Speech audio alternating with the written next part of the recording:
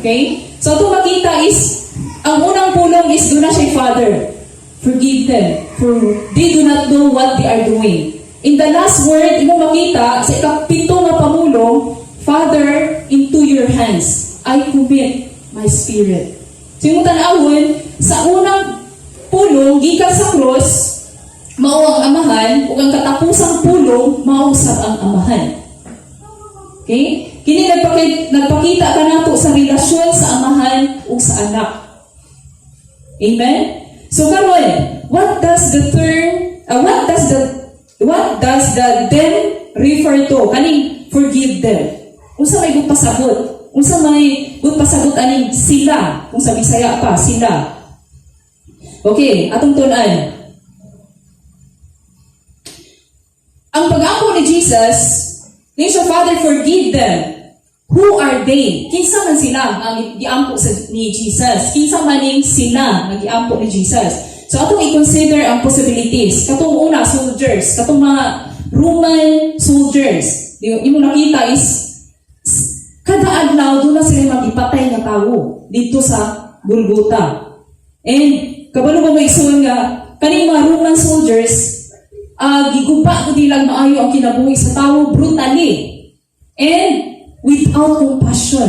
Inaanak ko sila. That's why yano lang kayo ng makabunan sa lawas tungod kay wala sila kaluoy ug kanang ang ilang compassion na namatay na ba. So sa mga Roman soldiers, wala sila choice. Tungod kaya nagsunod raman po sila sa order. Nagsunod sila sa order, sa kadaguan.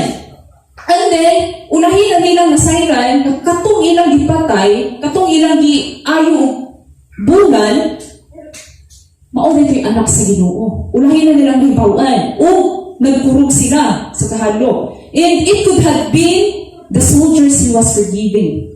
Katong una, soldiers. Ikaduha, kani si Pilato. Si Pilato, nag-give of order. Hatag siya balaod nga, ilansang. Although, nasayra niya nga si Jesus, walay sana. Nakita niya nga, limpyo, innocent si Jesus. But then again, ang iyang gibuhat, na-pressure siya sa mga Jewish. Katong mga kadagpuan sa mga Hudiyo nga basit niya musukol to niya, basit niya magkagubo to. That's why, gipirmahan niya ang death warrant. Gipirmahan niya ang death warrant nga patyon si Jesus o ang iyang gibuhat is nanghinaw siya. Wala na siya'y labot kung saan may tabo ni Jesus. Mao to. And maybe si Jesus, ipasaylo niya si Pilato sa iyang kahuyangon siyang kinaiyang. Nagmuna-muna siya sa isig ka tao, wala siya nagmuna-muna, may inosente itong tao. And number 3, katong kadagpuan sa mga pari o kaning mga eskriba.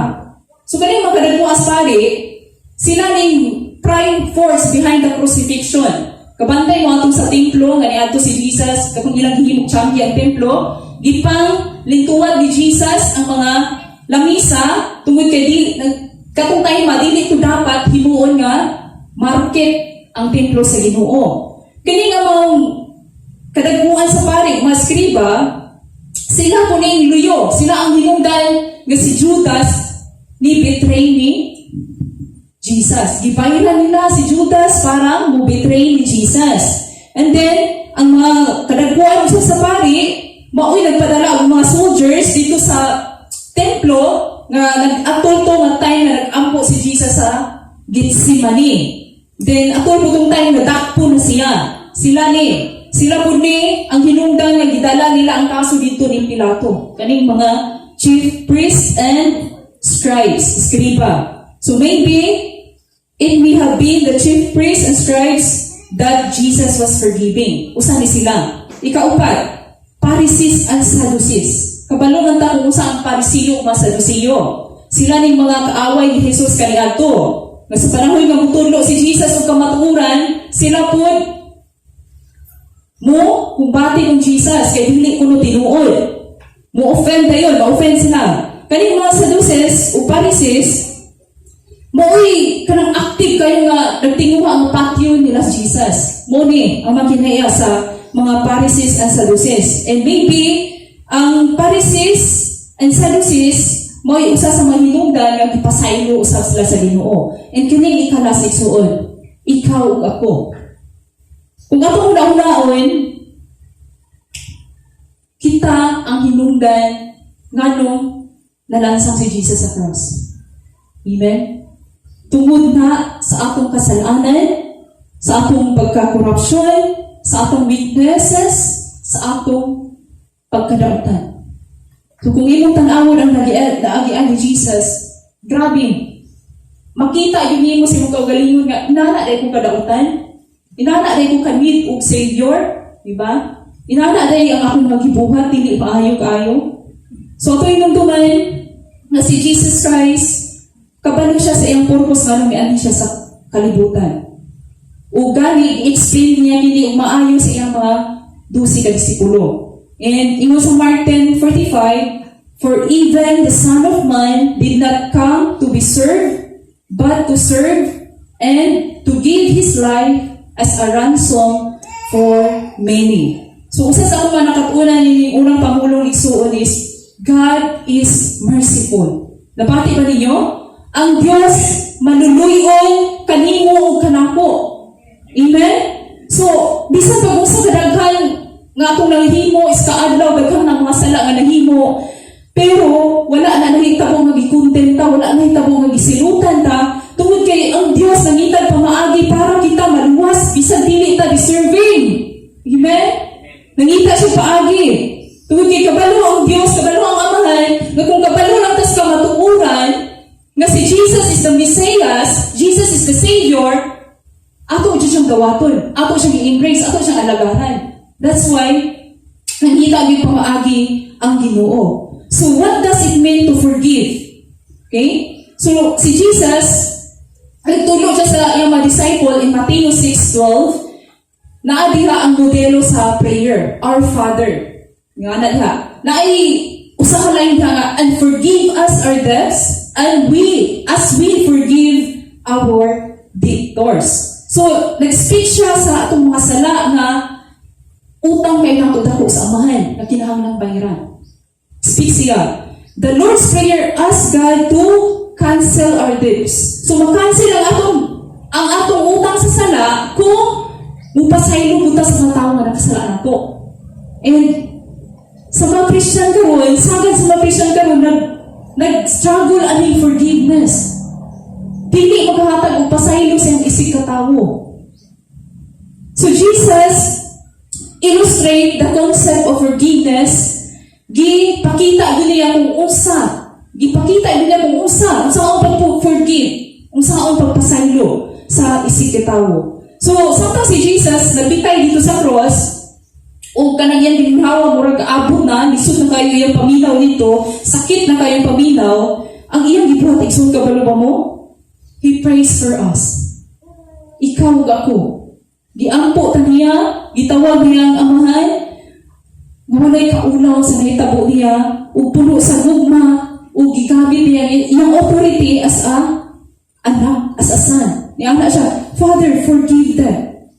So ingon ana sa mga buhaton, we pray, and so we pray the prayer ourselves, Father, forgive us. So kabalo ko isuon, daghang katawhan karon sa tibuok kalibutan nga struggle, and hopefully wala na din ang pagpasaylo, ang pag-give og pasaylo. Pero ingnon ti kay isuon,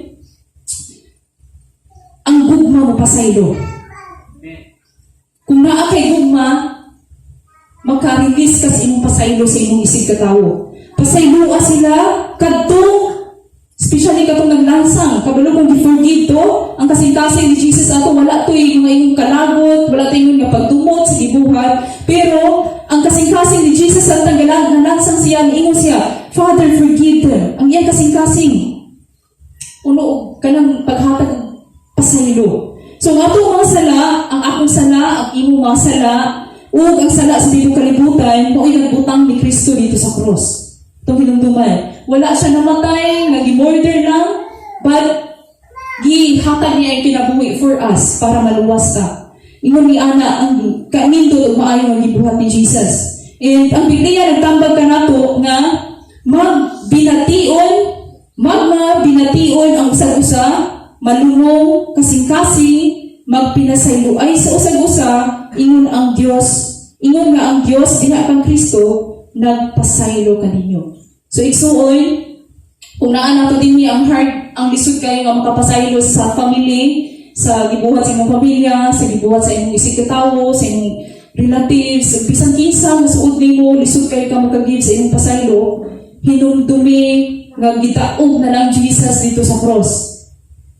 Mas gamay ra ang atong sitwasyon ang nahitabo nato kaysa nahitabo ni Jesus dito sa cross. So walay rason nga dili ta makapasaylo sa atong isig katawo o kailangan natong i-release ang atong forgiveness para nila tungod kay ang Dios mao niya ang ikalipay niya. Mao niya ang gusto niya. So let us pray. Father, forgive us, Lord. Dako kay kasalaan nimo sa imong tubangan o Dios.